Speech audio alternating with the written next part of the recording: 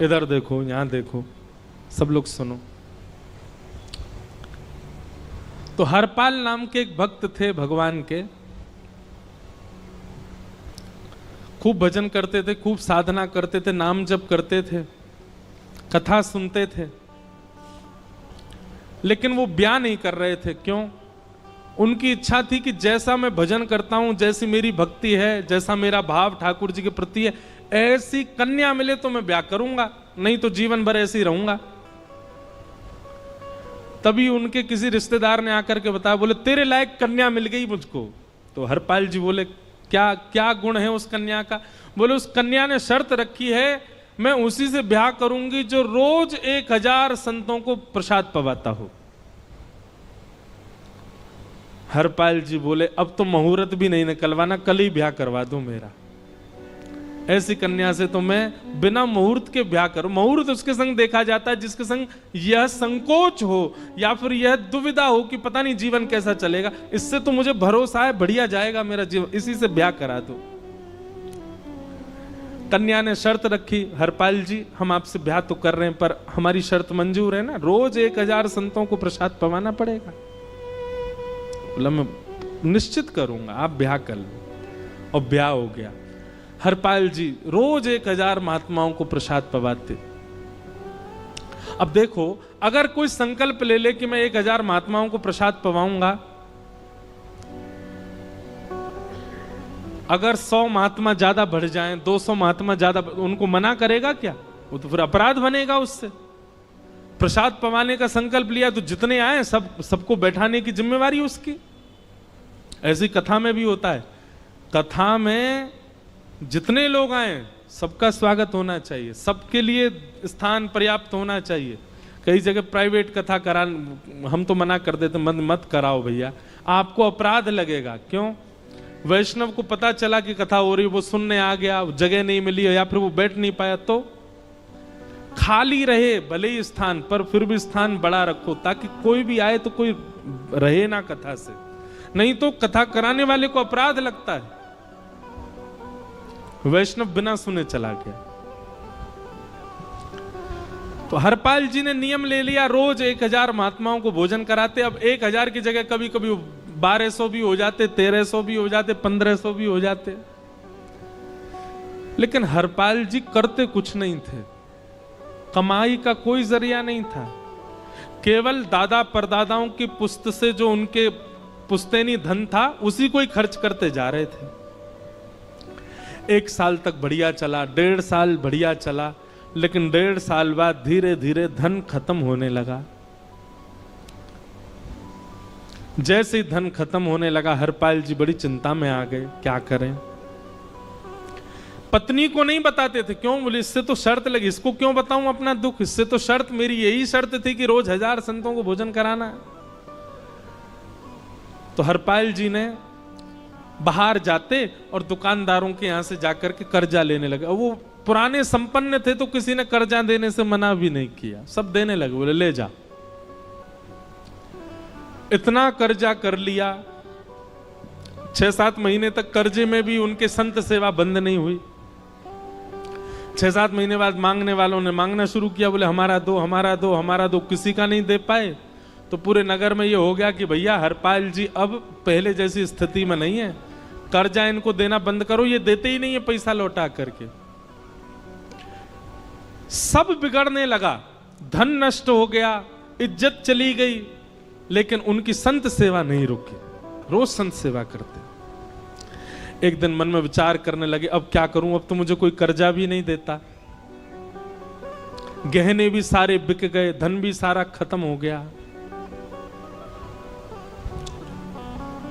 तो हरपाल जी ने मन बनाया कि मैं चोरी करूंगा, और चोरी करके ठाकुर जी, आप लोग मत करना ऐसा, चोरी करूंगा।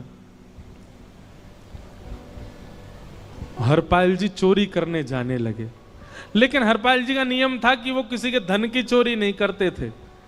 संपन्न लोगों के घर में जाते थे और उनकी रसोई घर की सामग्री चुरा लाते थे, चीनी, दाल, आटा, चावल, मूंग, नमक, मिर्च, ताकि भंडारा हो जाए सवेरे। इस प्रकार महाराज चोरी होने लगी। एक घर की हुई, दो घर, अब तो हल्ला होने लगा। बोले कि घरों की सामान राशन चोरी हो जाता है। वो बड़ा विचित्र चोर है, धन नहीं चुराता है, राशन चुरा के भागता है। ऐसी चोरी होने लगी महाराज। अब तो लोगों ने अपने अपने घरों में पहरेदारी शुरू कर दी कि चोरी ना हो। तो हरपाल जी को और दिक्कत होने लगी, क्या करें, कैसे करें। धीरे धीरे हरपाल जी इस स्थिति में आ गए कि अब संपन्न लोगों के यहां उन लोगों को ढूंढते जो ना कभी संत सेवा करते ना वैष्णव सेवा करते, और उन लोगों के यहां जाकर के थोड़ा बहुत धन चुरा लेते, स्वर्ण चुरा लेते। करना कुछ नहीं, अपना घर नहीं बनाते थे, बसाते थे, संत सेवा करते थे। ठाकुर जी रीझ गए हरपाल से। ठाकुर जी बोले, देखो ये सब चोरी कर करके और मेरे संतों को पवारा है।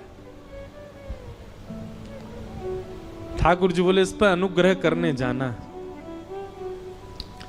भगवान सिंहासन से उठ करके तैयार होने के लिए गए, और बढ़िया महाराज नकली सी मूछ लगा करके, ऊपर सिर पर पाग पहन करके, और थोड़ा पेट सा बाहर निकाल के, गले में खूब सारी जंजीर डाल के, हाथों की हर उंगली में अंगूठी पहन करके, सोने की जूतियां डाल करके, कौंधनी सोने की पहन करके, और एक बैंत समझते, वृद्ध लोग लेकर के चलते, बैंत सोने का मड़ा हुआ बैंत लेकर के ठाकुर जी तैयार हो गए, एक सेठ जी बन गए।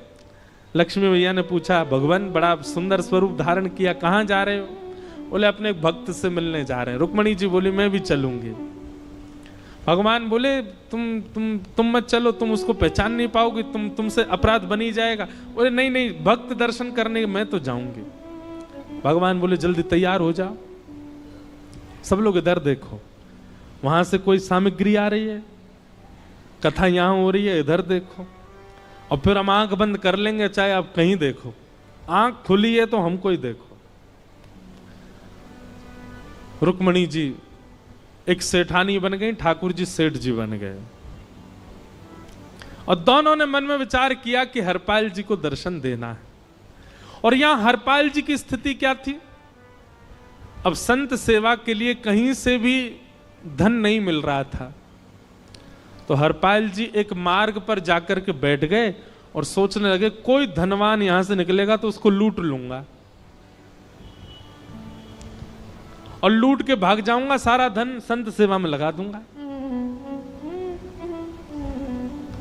तभी उस मार्ग पर कोई और तो आया नहीं, ठाकुर जी सेठ बन करके आ गए। और महाराज खूब सारे गहने पहन करके, पाग बढ़िया सोने की जड़ाऊ पाग पहन करके, ऐसे वस्त्र पहन करके, और छम छम करते चलते आ रहे हैं। उन गहने ही बज रहे हैं ठाकुर जी के।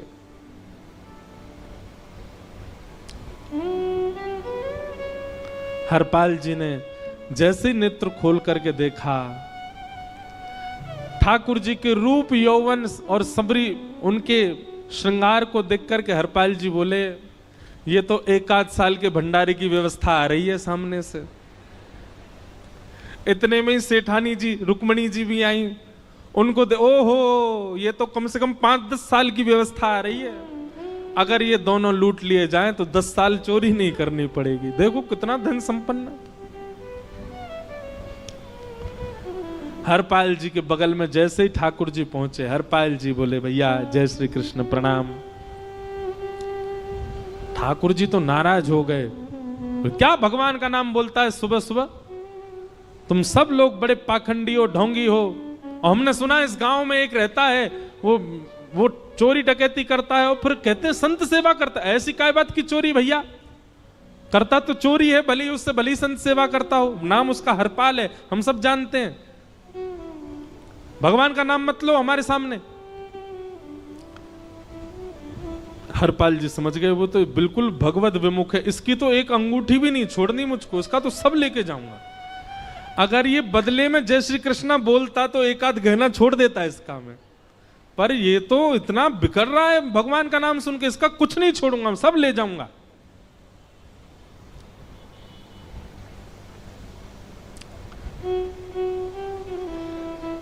हरपाल जी बोले, हाँ भैया, एक रहता तो है डकैत इस गांव में, और उसका कोई पता नहीं है, वो कभी भी आ जाता है। लेकिन एक मार्ग जंगल में होकर के है, उसमें गांव में नहीं जाना पड़ता। जंगल से गुप्त चुप निकल करके पूरे गांव पार हो जाएंगे, आप शहर पहुंच जाओगे। उसका रास्ता मुझे ही पता है। सेठ जी बोले तो तुम हमको पार करवा दो।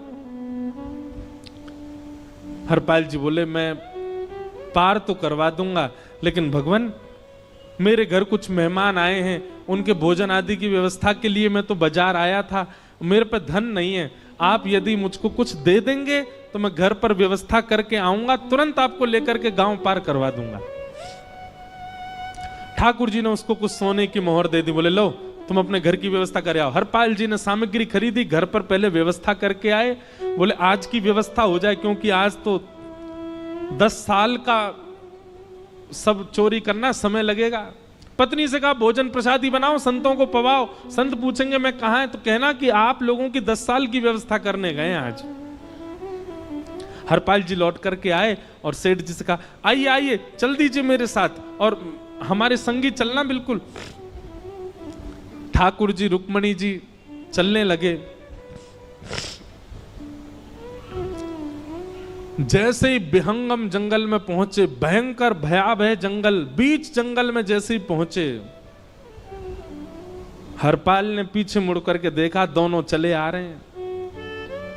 तुरंत महाराज वो तो अपने रूप में आ गया, शेर की तरह गर्जना करने लगा, अपनी लाठी धर दी सामने और अपने सिर का स्वाफा निकाल करके सामने बिछा दिया। भगवान जो सेठ जी के रूप में आया, भगवान बोले भैया ये क्या कर रहे हो? बोले मैं ही हरपाल हूं। सारे सामग्री निकालो, डाल दो यहां पे, एक चीज भी मत छोड़ना, नहीं तो तुम जानते नहीं हो तुम्हारा क्या करूंगा। ठाकुर जी तो थर थर कांपने लगे। रुक्मणी जी बोली देखो कैसा नाटक कर रहे हैं। रावण के आगे नहीं डरे थे, कुंभकर्ण के आगे नहीं डरे, हिरण्यकश्यप के आगे नहीं डरे, और वो हरपाल के आगे ऐसे कांप रहे हैं। भगवान तो मन की सब समझ जाते हैं, कौन ही मारने, वो तुम भी कांपो क्यों? बोले भक्त है भैया, ये हमारो भक्त है। अनुब्रजाम में हम नित्यम पूये ये तन्य रेणु भी, इसने हमारे लिए सब गवा दिया, हमारे वैष्णव संतों के लिए सब लुटा दिया, इसके आगे भयभीत होने में कोई लज्जा नहीं। लक्ष्मी नारायण दोनों कांप रहे हैं और हरपाल कह रहा सब निकालो। ए सेठानी जी कान के कुंडल उतारो। कान कुंडल उतार दिए, नाक की नथनी उतार दी, सब उतार उतार के धर दिए, हाथों के सब कड़ूला आदि भी धर दिए। भगवान ने भी अपने सब उतार। बोले बैंत कहां लेके जा रहे हो? उसको भी धर दो। बोले अरे भैया बुढ़ापे की लाठी, हम गिर जाएंगे। बोले कुछ नहीं गिरोगे, धर दो इसको। जीवन में कभी राम ना, जय श्री कृष्ण बोलने पे चिल्ला रहे थे मुझ पे, रखो इसको यहां पे। सारा धर दिया। बोले बहुत बढ़िया हो गया, अब 10 साल की व्यवस्था हो गई। इतने में भगवान की कनिष्ठ उंगली में एक अंगूठी थी।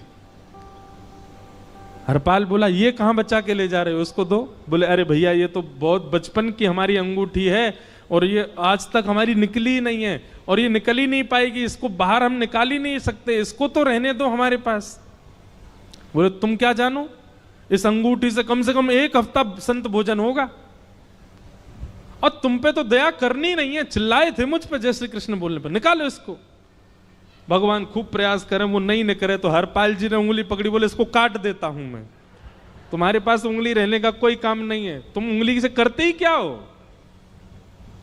और महाराज जैसे ही उंगली पकड़ करके काटने का मन किया, वो काटने ही वाले थे, इतने में ही द्वारिकाधीश भगवान शंख चक्र गदा पद्म धारण करके प्रकट हो गए सामने। रुक्मणी जी महालक्ष्मी के रूप में प्रकट हो गई और दोनों ने अपने अंक में हरपाल को भर लिया। हरपाल जी समझ नहीं पा रहे ये क्या हुआ, दूर हटे। बोले नाथ, बोले हम साक्षात द्वारिकाधीश, ये साक्षात रुक्मणी तुम्हारी भक्ति से प्रसन्न होकर तुमको दर्शन देने आए हैं। हरपाल जी घुटने के बल बैठ गए, रोने लगे, सर रख दिया चरणों में, पटकने लगे। बोले नाथ, मैंने अपने नाथ को लूटा, आज मैंने अपने स्वामी के साथ डकैती कर रहा था, मैं अपने स्वामी की उंगली काटने पर मजबूर हो गया था, इसका मतलब तो मैं पापी हूं। मेरा पाप इतना प्रचंड हो गया कि मैं आपके रूप को नहीं पहचान पाया। भगवान ने हृदय से लगा, नहीं हरिपाल, तुमने कभी अपने लिए प्रयोग थोड़ी किया। तुम्हारी पत्नी भूखे सो जाते हो, लेकिन संतों को भूखा नहीं जाने देते। ठीक है, उसके लिए भले ही तुमने वह गलत मार्ग अपनाया जो नहीं अपनाना चाहिए था, परंतु उसमें उद्देश्य कोई और तो नहीं था, मेरे जनों की सेवा ही तो थी, मेरे वैष्णवों की सेवा। और देखो हरपाल, एक मेरी बात सुनो, आज तुम्हारे मन में ग्लानि होती है कि तुमने दूसरों का धन हड़प करके और उससे संत भोजन कराया। वास्तव में इसका विधान शास्त्रों में यह बताया गया, जिसके धन से भोजन बना और संतों ने पाया, परोसा भले ही किसी ने भी हो, कार्यक्रम भले ही किसी ने भी कराया हो, पर धन जिसका लगता है पुण्य उसी को मिलता है।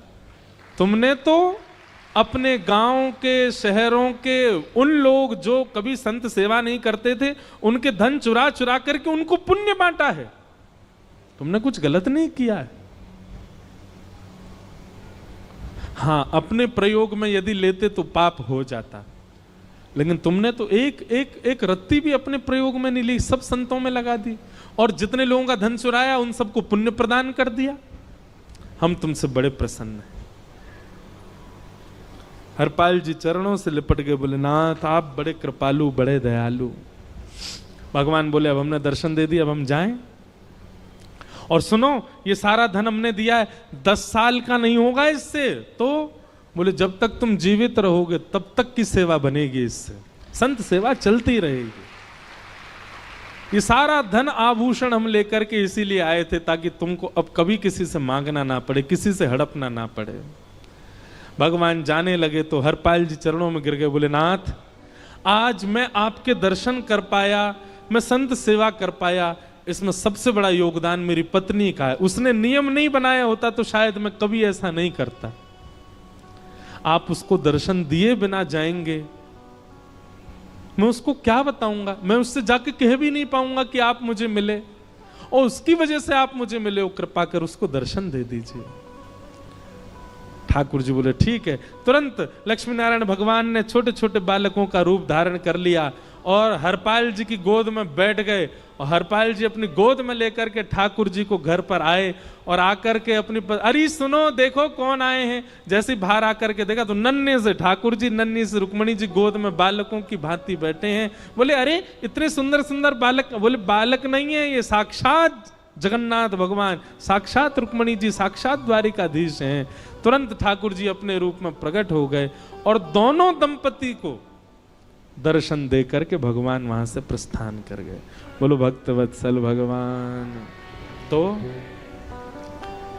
एक भक्त जीवन संगी का प्राप्त होना भगवत दर्शन तक ले जा सकता है आपको।